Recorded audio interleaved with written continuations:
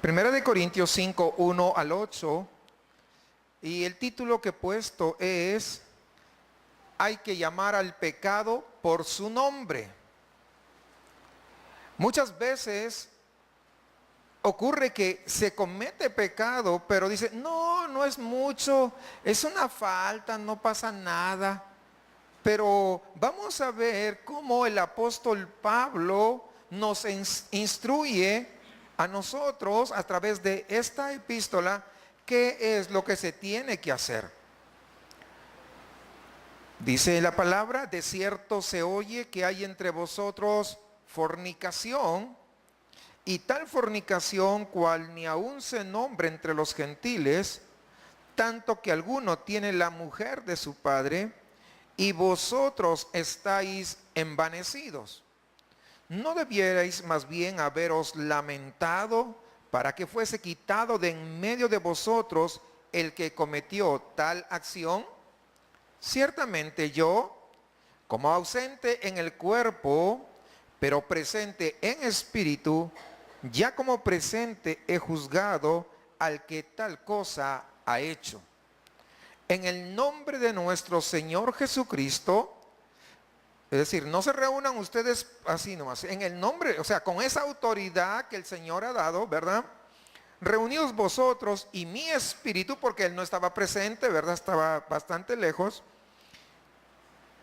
Con el poder de nuestro Señor Jesucristo, el tal sea entregado a Satanás para destrucción de la carne, a fin de que el espíritu sea salvo en el día del Señor Jesús. Versículo 6. No es buena vuestra jactancia. ¿No sabéis que un poco de levadura leuda toda la masa?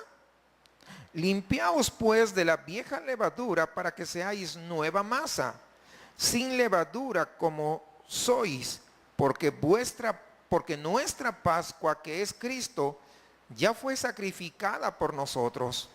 Así que celebremos la fiesta no con la vieja levadura, ni con la levadura de malicia y de maldad, sino con panes sin levadura, de sinceridad y de verdad. Habíamos estado viendo que uno de los mayores problemas que narra desde el capítulo 1 al capítulo 4 de Primera de Corintios eran las divisiones que habían dentro de la iglesia. Que cada uno seguía a un líder diferente. Unos seguían a Pablo, otros seguían a Pedro, otros seguían a Apolos, y otros dice que seguían a Cristo. Pero Cristo no genera divisiones, pero ellos decían que seguían, ¿verdad? Entonces había un montón de divisiones. Pero ¿saben qué? Este no era el único problema que había en la iglesia de Corinto. Tenía muchos más problemas allí dentro de esa congregación. La semana anterior hablábamos del orgullo, de la arrogancia, ¿no? Esto no se había desarrollado simplemente porque se habían independizado de Pablo, sino que ahora esa arrogancia se mostraba a través de un pecado. Una persona cometió incesto, un varón tuvo relaciones íntimas con la esposa de su padre. Fíjese hasta dónde había llegado la degeneración. Y aparentemente por la forma, cuando nosotros leemos, la iglesia no había hecho nada. Nada. Inclusive hasta los líderes parecía que apañaban el pecado. Podríamos suponer que de repente era hijo de uno de los líderes. Hasta podríamos suponer.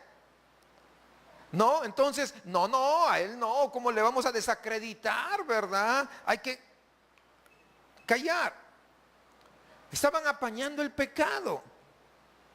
Hermanos, algo muy serio del carácter espiritual había en esta congregación. Había indiferencia, había apatía, ¿verdad? Había un adormecimiento espiritual, lo cual llevaba a simplemente ser pasalones. Así como los padres, ¿verdad? O las madres, sobre todo más en las madres, que dice, ay, todo se me resbala. Lo que sus hijos hacen, como ya se cansaron de corregirlos, todo les resbala. Entonces entraron en una pasividad, que no crea que eso le agrada a Dios. Y entonces eso había pasado. O sea, todo les...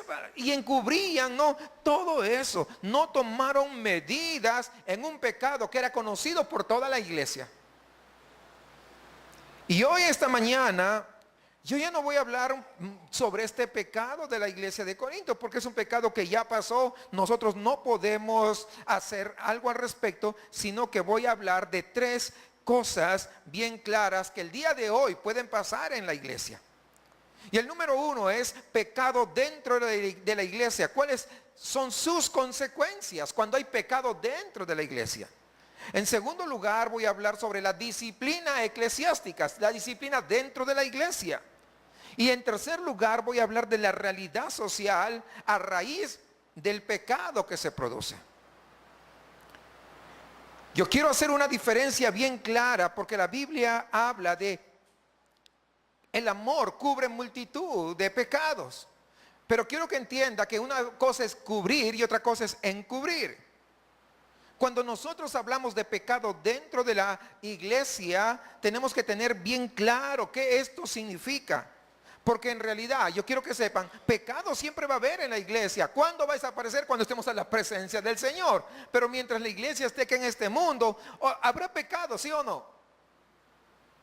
Habrá pecado de una manera, de otra manera, un pensamiento por aquí, cosas así, ¿verdad? Ocurre, ¿no? Entonces, porque nosotros siempre estamos errando y porque nuestra naturaleza siempre se inclina de una u otra manera a hacer lo malo. Entonces, cuando hablamos nosotros pecado dentro de la iglesia, ¿a qué se refiere? Bueno, se refiere a aquello que se hace, pero encubiertamente, con malicia, con maldad, con el propósito de sacar ventaja, a sabiendas que es pecado, pero lo hacemos para nuestro deleite personal o para dañar a alguien. Eso es pecado dentro de la iglesia. El punto central es que es un pecado que está encubierto. ¿Qué quiere decir que está encubierto? Bueno, significa que hay personas que saben de esta transgresión, ¿saben qué? Y la persona sabe que definitivamente está mal, pero sin embargo está confabulada para ocultarlo a fin de que otros, nadie más, sepa su pecado. Les decía hace un momento, os cité 1 de Pedro 4:8, que dice, el amor cubre, ¿qué cosa? Multitud de pecados. Y el verbo cubrir aquí indica que es poner una cosa encima de otra para que no se vea. Eso es cubrir. El verbo la palabra griega calipto. Y comúnmente tendemos a confundir con encubrir. De hecho, no hay el verbo encubrir en la Biblia. Sin embargo, sí hay un sustantivo asociado que se llama encubrimiento. Viene la palabra prófasis, que es muy diferente de calicto. Prófasis, calicto son cosas diferentes. Ahora, ¿qué quiere decir prófasis? Que es encubrimiento. Quiere decir fingimiento, pretexto, máscara, excusa, razón falsa para poder justificarse. Y un caso típico y testimonial, Pablo lo dice en 1 Tesalonicenses capítulo 2, versículo 5, para que usted entienda la diferencia entre cubrir y encubrir. Dice 1 Tesalonicenses 2:5, porque como sabéis, nunca fuimos a vosotros con palabras lisonjeras ni con pretexto, y aquí está haciendo uso de la palabra prófasis, para lucrar. Dios es testigo. Cuando dice ni con pretexto para lucrar, literalmente está diciendo no fuimos encubriendo la avaricia de nuestros corazones. Es decir, ellos muy bien podrían haber utilizado como pretexto, ¿no?, una elocuencia barata para decirle a la iglesia de Tesalónica en cuanto al manejo de las finanzas, ¿verdad? Entonces, que era falso, pero lo que ellos trataban de ocultar era ¿qué cosa? La avaricia de su corazón. Eso es encubrir. Es decir, en ese sentido es obrar con encubrimiento. Es decir, la diferencia entre ocultar el pecado y ocultar la intencionalidad perversa al cometer pecado. Son cosas diferentes. ¿Ya captaron la diferencia? Hay diferencia de hecho, ¿no? Lo primero es cubrir y lo segundo es encubrir. El amor cubre pecados, sino multitud de pecados, pero jamás los va a encubrir. Jamás. Cuando tratamos de las divisiones de la iglesia en los primeros 4 capítulos, ¿cómo es que Pablo se entera de la situación? Bueno, porque él fue informado, lo dice ahí en el 1:11, acerca de vosotros, hermanos míos. ¿Por quién? Por los de Cloé. Los de Cloé fueron a avisarle a Pablo, mira, hay contiendas, hay una situación difícil dentro de la iglesia. Ahora, no hay que confundir, ¿verdad?, esta información de la familia de Cloé con el chisme. Por si acaso, son cosas diferentes. Pablo no tiene aquí dudas en decir quién fue el informante. Pero, ¿qué no dice? ¿Quiénes son los cabecillas, los que están encabezando esas divisiones? Muy seguramente que los de Cloé sabían, porque ellos eran miembros de la congregación. Pero los de Cloé se daban cuenta o se dieron cuenta que el problema era bastante serio y por supuesto había una potencial ruptura, división dentro de la iglesia que se les escapaba de las manos. ¿Y qué hicieron? Pues recurrir a aquel que había sido el fundador de esa iglesia. Dice, él nos puede ayudar.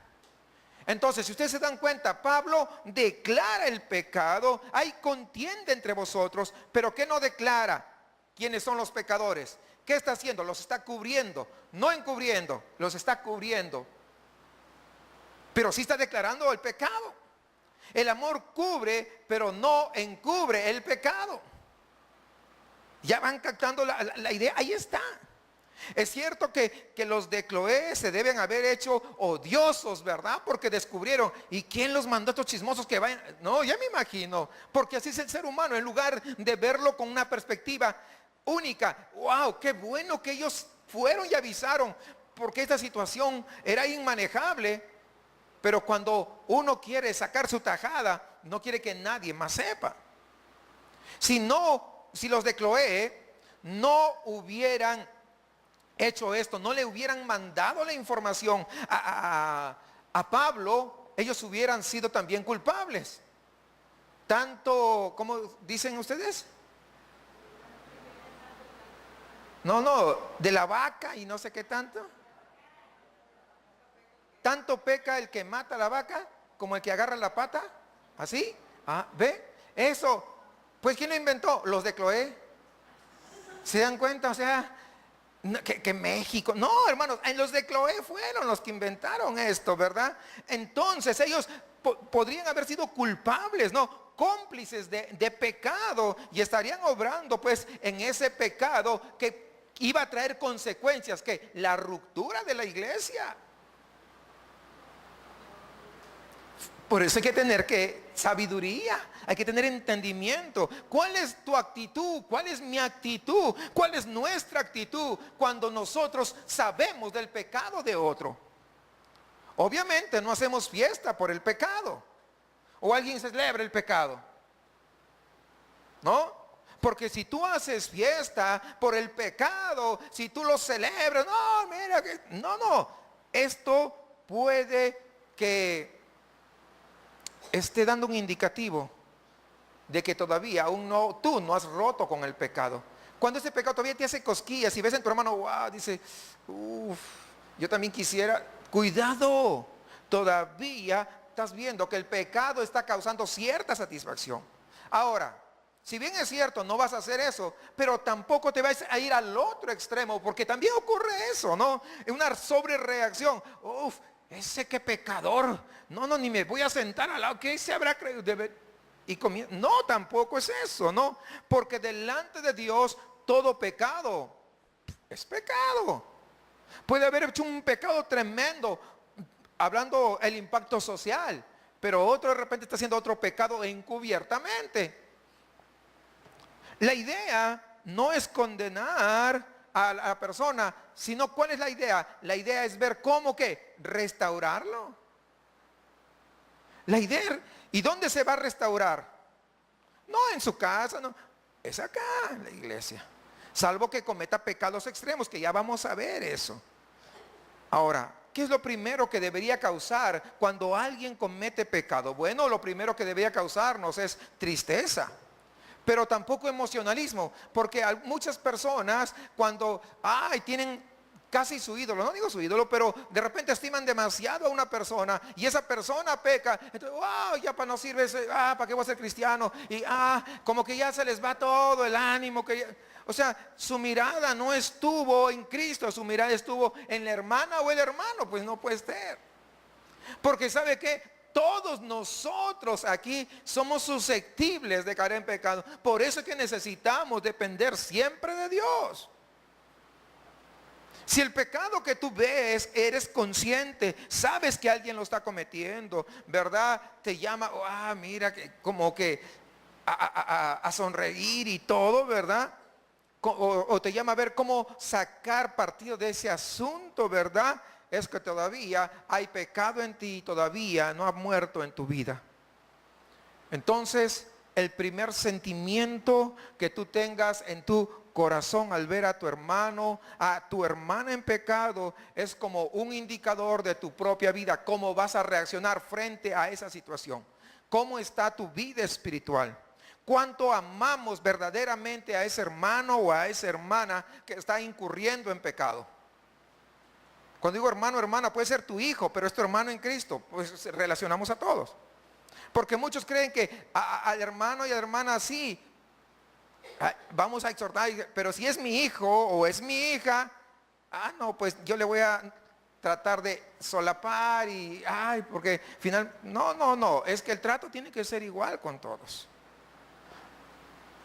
Ya hablé del primer punto. Lo segundo es ir a hablar con este hermano, con esta hermana. No para agarrarlo a sartenazos y romperle la crisma, dicen en Perú. Romperle la cabeza, no, no entiende, le vamos a insertar un nuevo cerebro. No es eso, sino para hacerle entender la gravedad del problema en el que se ha metido, que no es poca cosa. Tú como espiritual, ¿verdad? Tú como maduro, tú con un espíritu restaurador, vas y le vas a hablar al hermano. Y quiero leer Gálatas capítulo 6, versículo 1 al 2. Hermanos, aun si alguno es sorprendido en alguna falta, vosotros que sois espirituales, restauradlo en un espíritu de mansedumbre. Es decir, no vas a ir tú creyéndote el súper espiritual y él es el pecador y todo ese rollo. No, en un espíritu de mansedumbre. Y luego añade, fíjese esto, mirándote ¿a quién? A ti mismo. No sea que tú también seas tentado. Llevad los unos las cargas de los otros y cumplid así la ley de Cristo. Es la razón por la que no podemos señalar a uno a otro, eso es un pecador y es una pecadora y yo sí muy espiritual. Pero hay lugares en que lo hacen. Pero usted está acá y no debemos hacerlo, porque es lo que nos manda. ¿Qué quiere decir que los unos deben llevar las cargas de los otros? Bueno, indica que tú no puedes agarrar ese pecado para hacer tu chisme familiar o personal o para hacer tu plática de sobremesa. No puedes agarrar esa situación por la que está atravesando tu hermano para publicar indirectas en el Facebook. Porque no estás sobrellevando la carga de tu hermano. O publicarlo en Twitter, no sé, o en Instagram, yo qué sé.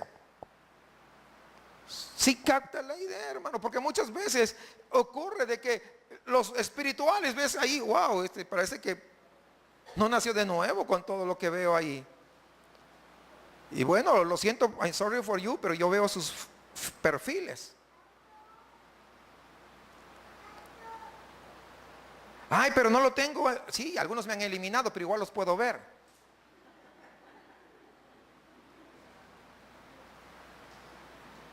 Hermanos, ¿sí entendemos lo que significa sobrellevar uno las cargas de los otros? Cúbrelo con tu amor. Es justamente cuando caes que necesita que extenderle la mano, ¿verdad? Hermano, no te quedes, estar ahí al pendiente, vamos a orar juntos. ¿Qué tal? Animarlo, darle el amor, cubrirlo ¿con qué? Con amor. Con amor. Aconsejarle, orar, interceder por él, restaurarlo, haz algo por él, por ella. Si es que verdaderamente lo amas, pero no estés comentando por aquí, por allá, a medio mundo. Dicho de otra manera, trátalo como te gustaría que te trataran a ti si tú fueras el que cayó en pecado. A eso somos llamados. ¿Cómo les gustaría que fueran tratados si usted cae en pecado? ¡Wow! Ese pecador y ¡fum! En Facebook, ¿no? De inmediato, más tardó en pecar que en que salga en Facebook. ¿Eso quisiera? ¿Verdad que no? Quisiera que, wow, y que nos hagan ver y todo, pero con amor, con mansedumbre, y decir, mira, todavía puedes levantarte. Dice 1 Corintios 10, 12, el que cree que está firme, ahí está claro, el que cree que está firme, el que se cree muy espiritual, tenga cuidado, no sea que caiga.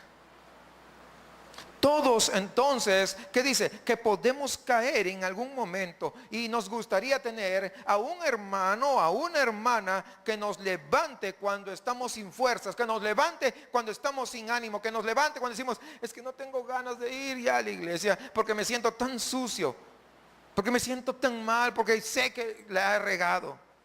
Restaurar al caído, no abandonarlo, no hay que condenarlo, no hay que despreciarlo, no hay que verlo como un cristiano de segunda categoría, porque no hay de segunda categoría. No lo dejes que se siga hundiendo en las arenas movedizas del pecado y del mundo. Hay que levantarlo. Lógicamente que hay algunos que no se quieren dejar levantar, y es otro asunto, ¿verdad? Ya, pero nosotros tenemos que hacer nuestra lucha para poder levantarlo. Ahora fíjate qué bien, qué dice en el versículo 6 del primer pasaje que leímos, es decir, 5:6 de 1 Corintios. Un poco de levadura leuda o fermenta toda la masa. Y yo he visto, yo trabajé en una panadería que hacían pan. Pues lógicamente, no ni modo que haga tortillas, ¿verdad? Estoy diciendo para ver si están despiertos. Ok, si están despiertos. Miren. Yo trabajé en una panadería cuando yo tenía unos 12 años, no, como 11 años de edad. O sea, muy pequeñito yo comencé a trabajar en una panadería.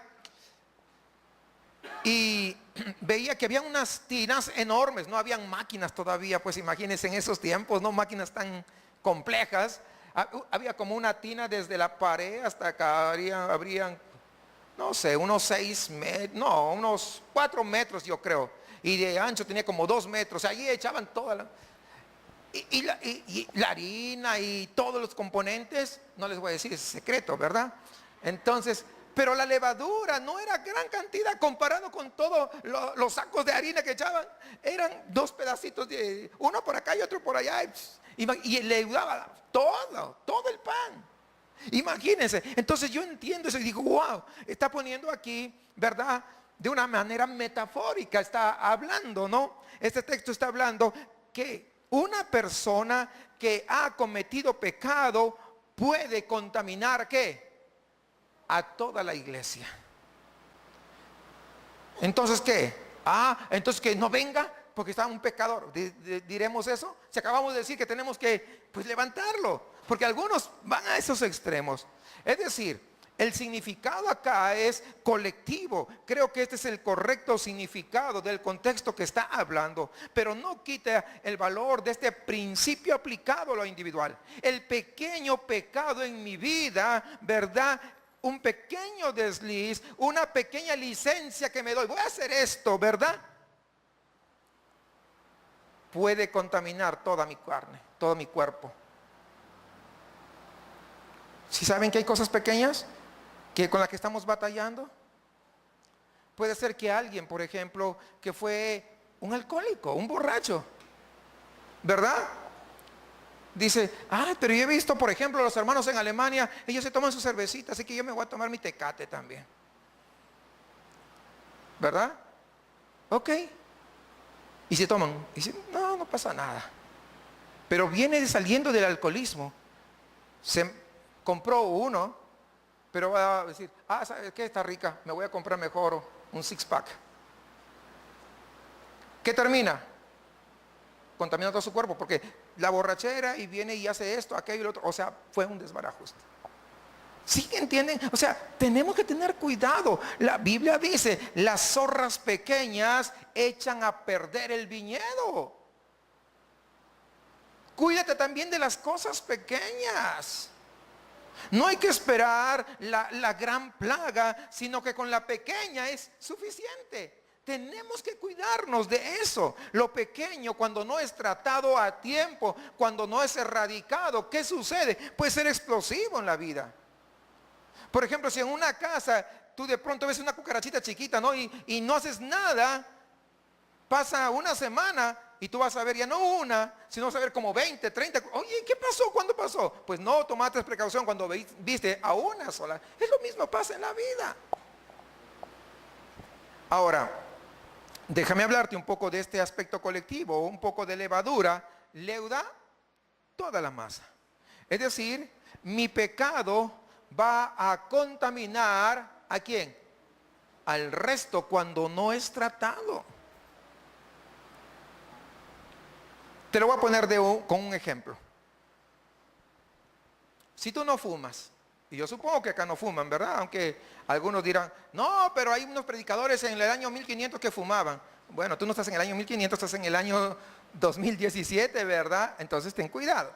Te voy a decir, tú no fumas, pero entras a un ambiente de fumador. Tú sabes que ahora, por ejemplo, cuando vas a un restaurante, ¿no? Hay área de fumadores y no fumadores, ¿verdad? Entonces, tú entras al área de fumadores, entonces todo el mundo está fumando, ¿verdad? Aunque tú no hayas fumado, ¿cómo huele tu ropa? ¿Ya te contaminaste? ¿Ya captaron la idea? Sí. Es decir, hay un contagio, se te impregnó el olor. Y si esto lo traemos a lo que Pablo estaba tratando, ¿verdad? ¿Qué dice? Que el pecado individual se puede hacer un pecado colectivo cuando no es tratado a tiempo. El pecado se contamina. El pecado fermenta a otros. Porque si alguien hizo un pecado y no le dijeron nada, entonces, otro que se enteró va a decir, mira, él no le dijeron nada, pues bien, bien padre, yo también lo voy a hacer porque a él tampoco le dijeron. Y se va pasando y se va pasando, entonces contamina a todos. Sí, ¿comprenden eso? Esa es la idea. Entonces, dado este espíritu en la congregación, habilita a uno, ¿verdad?, a hablar de tema a todo el mundo para que no se contamine. No. Cuando tú no sabes qué hacer frente a esa situación, a pesar que la Biblia da los pasos, entonces lo que tú tienes que hacer es hablar con una instancia superior eclesiástica a fin de que pueda tratarse el tema. Puedes hablar con un líder, para que me entiendas, o puedes hablar con el pastor. Hay situaciones que tal vez puedan ser tratadas por tu persona, pero muchas veces hay otras que van más allá de tu autoridad. ¿Y sabes qué va a pasar? Tú vas a fracasar porque tú no tienes autoridad. Porque todavía te falta conocer, o todavía te falta madurar, todavía te falta entendimiento, te falta conocimiento, te falta discernimiento, en fin, yo qué sé. Debemos entender que hay situaciones, vamos a decir, de máximo riesgo o delicadez que merecen que la persona así sea expulsada de la iglesia. ¿Por qué? Porque va a contaminar. Y ustedes están con la cara larga y digan, pues no le voy a expulsar a ustedes. Espero que no hayan hecho cosas así tan graves, ¿verdad? Ahora, aquí quiero decirles algo. El día de hoy, no se hace mucho esto. ¿Por qué? Porque cuando se hace es poco efectivo. Y quiero recordarles un poquito, o narrarles cómo era en los tiempos del apóstol Pablo. En los tiempos del apóstol Pablo había una sola iglesia por cada ciudad. Una persona que era expulsada de la iglesia, pues se quedaba sin iglesia, no podía ir a ningún lado. Se quedaba sin la comunión entre hermanos, se quedaba sin dirección, se quedaba sin palabra. Es decir, que se cerraban literalmente todas las puertas de la bendición y él tenía que arreglárselas por sí solo. Hoy te echan de una iglesia y a 2 cuadras hay otra iglesia que el pastor dice, ven, tú no te preocupes, ven conmigo, que está desesperadamente buscando gente para llenar los asientos vacíos. No importa lo que tú hayas hecho. Ven tú, Dios te va a ayudar. Y cuando no sabe que es un peligro. Pero además, como no hay comunicación entre los pastores, porque los pastores se han vuelto denominacionalistas, donde mi denominación va por encima de lo que dice la Biblia, donde no hay amor unos con otros, porque si uno va a hablar, le dice, ¿y tú qué intenciones tienes? ¿Por qué me vienes a decir? Porque siempre la intención es esa, ellos creen eso, porque todavía hay malicia en su corazón, todavía hay malicia en sus pensamientos. Cuando deberíamos todos los pastores, trabajar por una causa. ¿Cuál? La causa del reino. Pero como no hay eso, entonces hay una falta de comunicación. Entonces la oveja rebelde, ¿verdad? Le tira todo el discurso, ¿no?, al potencial nuevo pastor. Es que mire, pastor, todas esas injusticias que yo viví. Y este pastor todo enternecido, este pastor lleno de misericordia, lo recibe ahí en su redil. Pero hay situaciones, hablo de eso, pero hay situaciones en las que hay que cortar por lo sano. Muchas veces esta persona que tal vez es echada, es expulsada, cree que es injustamente expulsada. Porque él no entiende que él está siendo movido por un espíritu contrario al Espíritu Santo de Dios, que habla de unión, que habla de hermandad, que habla de mantenernos todos sujetos a la palabra de Dios. Y no quiere reconocer. Ese es lo peor. Alguien que cometa un pecado y después diga, es que Dios ya me perdonó. Yo conocí a un pastor, apóstol, dice que, ¿verdad? Apóstol, que adulteró con una chica del grupo de jóvenes, salió embarazada la chica. Cuando sale embarazada, pues no podían negarlo, ¿verdad? La chica tuvo que decir, pues, quién era el padre, porque le estaban diciendo, ¿qué pasó, no? Entonces, cuando ya se sabe, no, simplemente el pastor dice que oró y que el Señor le perdonó y el siguiente domingo siguió predicando de lo más normal. No me lo contaron, yo lo conozco y yo sé de lo que estoy hablando.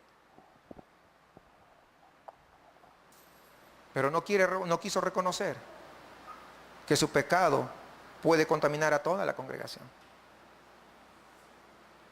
Debió dar un paso al costado para que otra persona, otro pastor, pudiera tomar las riendas de esa iglesia. No quiso renunciar definitivamente a ese pecado. No quiso reconocer. Pero también hay otro tipo de gente. Hay gente que sabe muy bien por qué está en la iglesia. Son lobos rapaces, conscientemente disfrazados con un solo propósito de distraer a la gente, de destruir a los hermanos. Sí lo hay. Y esos son enviados por Satanás. Pero hay otros que ignoran que están siendo títeres de Satanás. Lo ignoran verdaderamente, ¿no?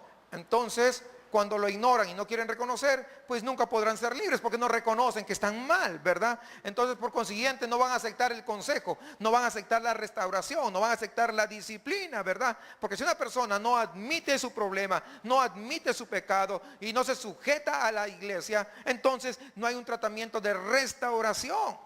Si no quiere eso, pues que se vaya. Porque hay rebeldía en su corazón.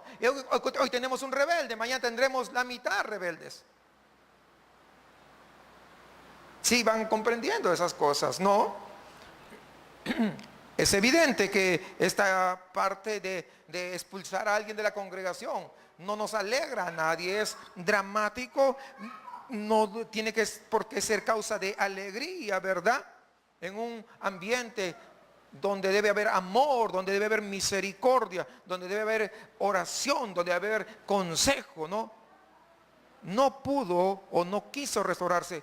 ¿Cómo lo va a hacer en el mundo? ¿O cómo lo va a hacer en otro lugar donde ni siquiera saben cuál es su pecado que viene arrastrando?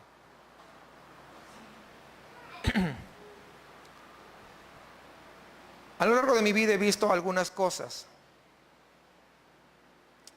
Que iglesias que ven o que han tenido que expulsar a algunas personas por situaciones muy graves, pero además por falta de arrepentimiento. Porque cualquier pecado Dios lo perdona. ¿Cuántos saben eso? Cualquier pecado. Pero si hay falta de arrepentimiento, pues difícil que sean restaurados. Entonces, eran expulsados de la iglesia. Pero ¿qué sucedía? Sucedía que aparecían los super espirituales, que habiendo sido expulsados, que van a visitarlo, ahora sí, lo van a aconsejar, lo van a abrazar y le van a decir, ¿sabes qué? Voy a estar orando por ti, no te preocupes, ¿sabes qué? No te preocupes, todo pasa. El tiempo cura las heridas. Y esos que te han hecho mal por votarte, le dicen, van a ver, se las van a ver con Dios.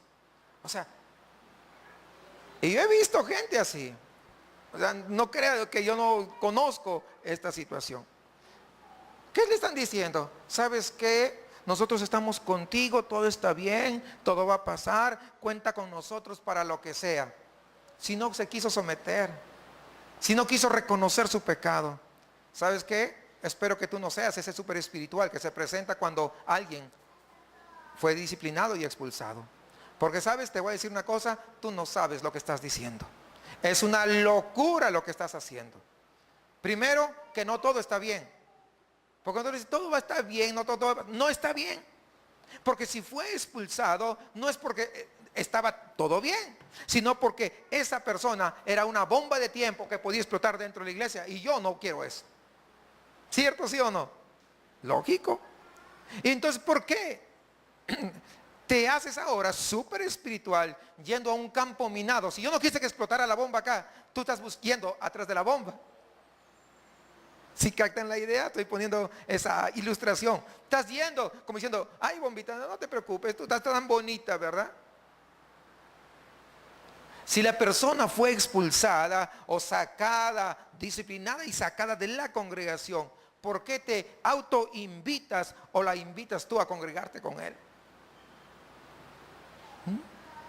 ¿Te crees inmune? Porque hay gente así. Y estoy hablando de todo esto porque no espero que ninguno de ustedes caiga en esa situación. No quisiéramos expulsar a nadie definitivamente, pero son situaciones que a lo largo de la iglesia se han dado. No digo acá, pero a lo largo de toda la iglesia cristiana. Por eso que Pablo estaba hablando. Ahora, en segundo lugar, ¿por qué no era súper espiritual cuando estaba en la iglesia? Cuando se congregaba, ¿por qué no lo aconsejabas, no lo visitabas? ¿Por qué no orabas con él o con ella cuando estaba todavía, era parte de la iglesia? ¿Por qué ocurre eso ahora? Si la autoridad de la iglesia dijo, basta hasta aquí y no pertenece más a la comunión de los santos, ¿por qué ahora podrías tú ir a buscar a alguien yendo en contra de la autoridad y haciéndote, verdad, orgulloso y arrogante, creyéndote que eres más espiritual que toda la iglesia? Porque es toda la iglesia la que toma esa decisión. ¿Sí o no? Entonces yo voy a escondidas cuando muchas veces ni siquiera saben todo el trasfondo. Entonces la expulsión o la excomunión es romper la comunión en términos formales, porque dicha comunión es peligrosa para los demás, para el resto. Y el pastor tiene que velar por la salud ¿de quién? De todo el rebaño, de todas las ovejitas. Porque hay unas ovejitas que son más listas que otras, pero saben que, ¿por qué el Señor nos ilustra a nosotros y nos pone como ovejas? Porque la oveja no ve más allá de sus narices, no puede muy lejos. Entonces una oveja tiene que ser guiada. Y entonces todas las ovejas, incluyéndome yo, necesitamos al gran pastor, Cristo Jesús. Y Él pues utiliza a este siervo inútil para guiar a todas las ovejitas, ¿verdad? Para que las ovejitas no vayan a salir maltratadas. Y es la razón por la que a veces se tienen que tomar estas medidas. Ahora quiero hablar sobre la disciplina en la iglesia, la disciplina eclesiástica. Y yo quiero que quede claro que lo que estamos hablando de expulsión es un caso extremo. No es por cualquier, es un caso extremo. Ahora, hay situaciones menores que no merecen una expulsión o excomunión de un miembro, pero sí hay que llamarle la atención y sí hay que ser firmes en eso. Sí hay que hacerlo. En algunos casos podría ser apartarlo temporalmente del ministerio en que pueda estar sirviendo, ¿no? ¿Por qué tenemos que hacer así? Porque un poco de levadura leuda toda la masa. Esa es la razón. La gente cree comúnmente que la disciplina es castigo, porque justamente cree, por ejemplo, que el ministerio es un premio. ¿Sabes qué? El ministerio que tienes no es un premio. Porque algunos creen, tú te portas bien, entonces Dios te dice, ya te doy este ministerio. No, no es así. El ministerio no es un premio, el ministerio es un regalo de parte de Dios. Ahora, como dice Pablo, Dios te pone en un ministerio porque te ve fiel. ¿Qué quiere decir que te pone en el ministerio? Bueno, que te pone activo en el ministerio, te pone en funciones, pero no dice que te regala el ministerio porque eres fiel. Porque ninguno de nosotros merecería nada de parte de Dios. Ah, es que yo estoy en este ministerio porque soy tan espiritual. No. Pero tengo que ser fiel. Eso sí es importante. Ahora, en la frase entregar a Satanás para la destrucción de la carne, ¿verdad? Pues no se sabe exactamente. Hay varias posturas, pero no se sabe con exactitud qué significa. Sin embargo, los eruditos coinciden en ver una suerte de excomunión que se practicaba en la iglesia en aquellos tiempos, en los tiempos de Pablo. La pregunta es, ¿por qué se tendría que tomar esta medida en la iglesia? Y creo que hay tres razones y buenas. ¿Para qué? Para que se llegue a esta instancia. Primero, ¿por qué tendría que darse? La primera razón para que sea expulsado alguien es que no todo estaba bien con esta persona. Aunque aparentaba, no estaba bien. Jesús en su momento, allí en Mateo 18, Él da 4 pasos para la potencial restauración del caído. Ve si hay alguna situación, ve, repréndele tú y él a solas, es decir, uno a uno. Si no te hace caso, ¿verdad? Toma a otros 2 contigo y ve, ese es el segundo paso. Y si no te hace caso aún, ¿verdad? Estás rebelde, pues a toda la iglesia. Y si delante de toda la iglesia no quiere, ¿verdad? No oyera a la iglesia, expúlsalo. Tenlo por gentil y publicano. Esos son los pasos. Mateo 18. El punto aquí es si él o ella escuchan, si él o ella se arrepienten. Pero tiene que entender que su situación por ninguna razón tiene que seguir así. No solamente es un detalle, no es algo que se va a ir con el tiempo, tiene que comprender que está caminando en un lugar bastante peligroso. Lamentablemente el día de hoy hay gente que se toma el pecado muy liviano y ¿saben qué? Y a lo malo como si fuera parte de su hábito. No, es que yo nací así, yo fui así, mi familia fueron así y por eso yo no cambio. Y se acostumbran a vivir así. Pero sabes que cuando uno viene a Cristo, dice la Biblia, todas las cosas son hechas nuevas. Nuevas. El cristianismo, amados hermanos, es una cuestión de vivir, no es una religión más. No es una religión de obras. Yo voy a hacer esto, voy a hacer aquello y con esto ya me gané un poquito de cielo. Ya creo que ya unos cuantos bloques de mi morada celestial ya están construyéndose porque yo hoy hice esto, porque yo hice aquello y voy a seguir haciendo para que mi morada siga creciendo. No, hermanos. Imagínense ustedes que un día usted se arrepiente, pone su fe en Jesucristo y es salvo y se muere. No le alcanzó tiempo para hacer ninguna obra. No hay problema. ¿Por qué? Porque usted la morada celestial no se lo ganó por todas las obras que hizo, sino por la sangre de Cristo Jesús ahí en la cruz del Calvario. No es por obras. No es por obras.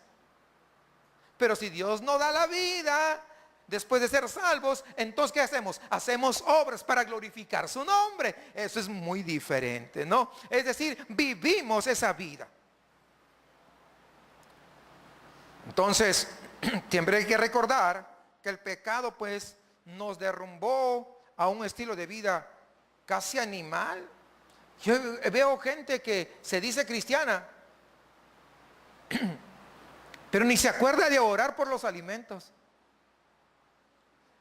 Se levanta como un animalito y va al trabajo, que esto, y regresa, y come, y se acuesta. No dice, Señor, gracias por este día tan extraordinario que me has dado. No, no hay nada de eso. Hay otro que para salir. Ya, con esos tienen.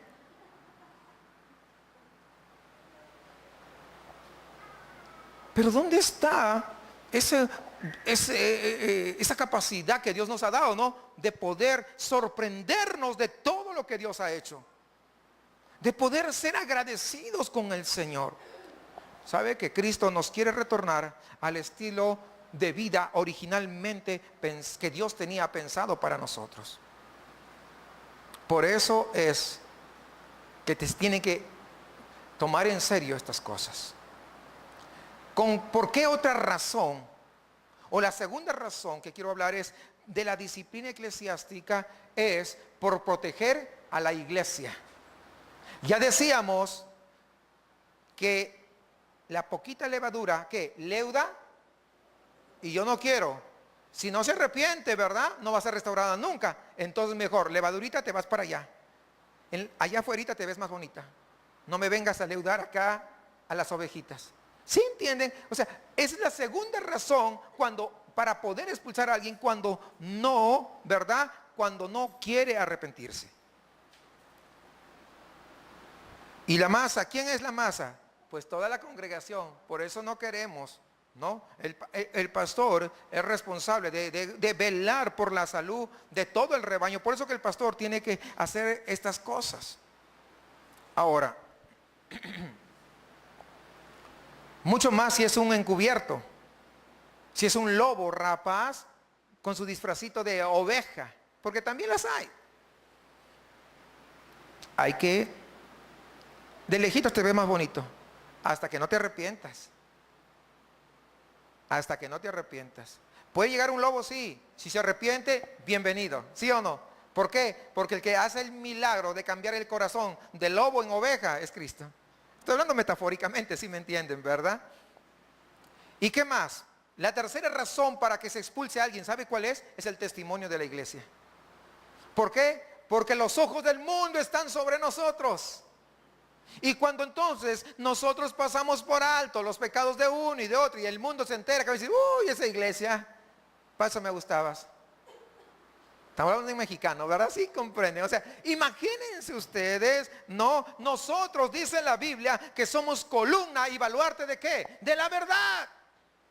Columna es lo que da consistencia, lo que hace fuerte, ¿verdad? Y baluarte de la verdad. ¿Qué quiere decir baluarte? Baluarte quiere decir amparo y defensa. Es decir, la iglesia es la que ampara y la que defiende la verdad.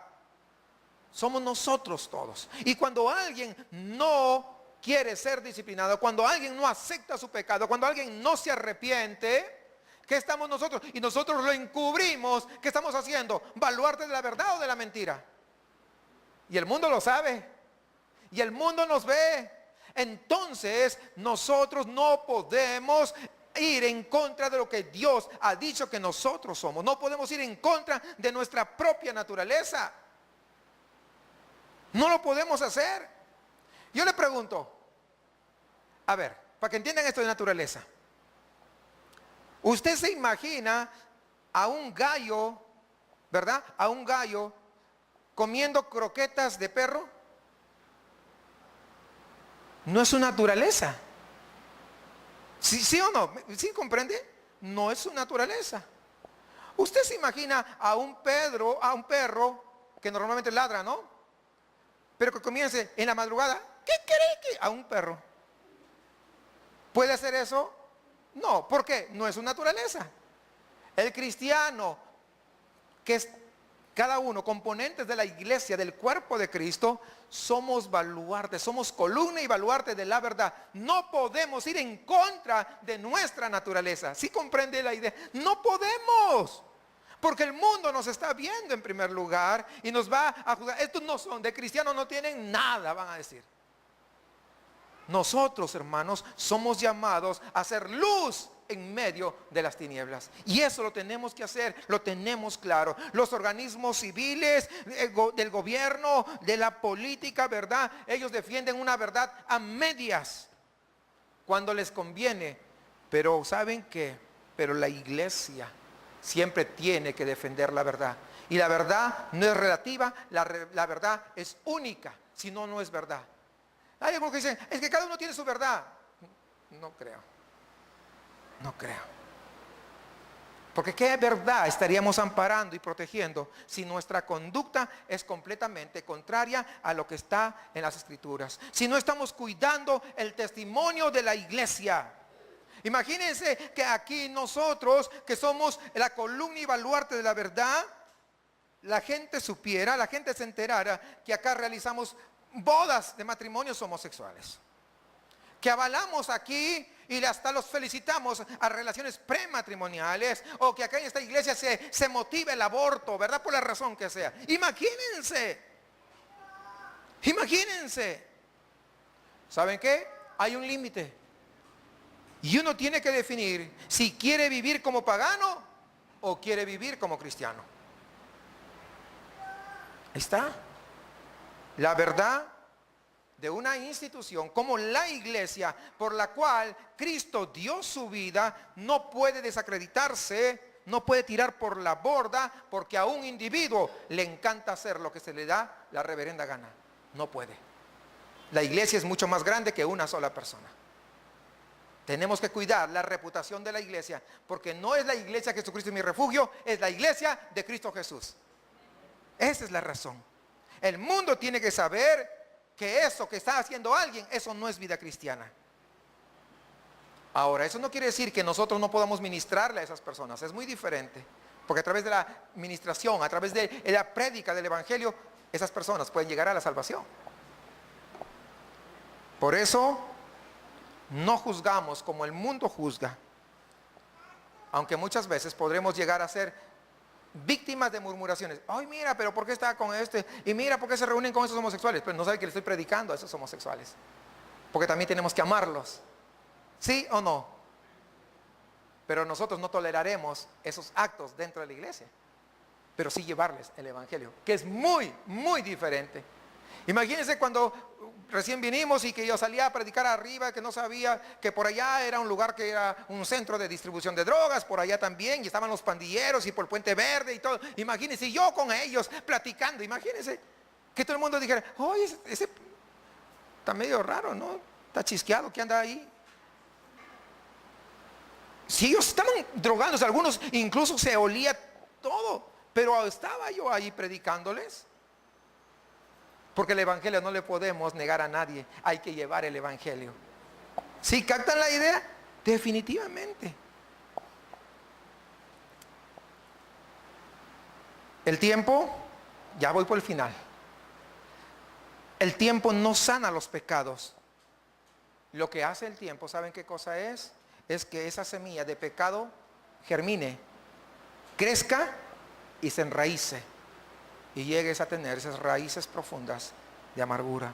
Y después no vas a saber cómo sacártelas. No lo dejas. No creas que cuando tú pecas es poca cosa. No pienses que él o ella se va a olvidar o que tú lo vas a olvidar. Un poco de levadura leuda toda la masa. Y como dice Pablo, ahí al final, quiero leer los últimos 2 versículos que leímos al empezar, 7 y 8. Limpiad la levadura vieja para que seáis masa nueva, así como lo sois sin levadura, porque aún Cristo, nuestra Pascua, ha sido sacrificado. Por tanto, celebremos la fiesta no con la levadura vieja, ni con la levadura de malicia y maldad, sino con panes sin levadura de sinceridad y verdad. Dios nos llama a vivir una fiesta, la fiesta de la resurrección de Cristo. Esta fiesta es la nueva vida en Cristo, donde ya tú y yo, ninguno somos esclavos del pecado, donde ya no vivimos condenados y en derrota, sino que somos libres como panes sin levadura.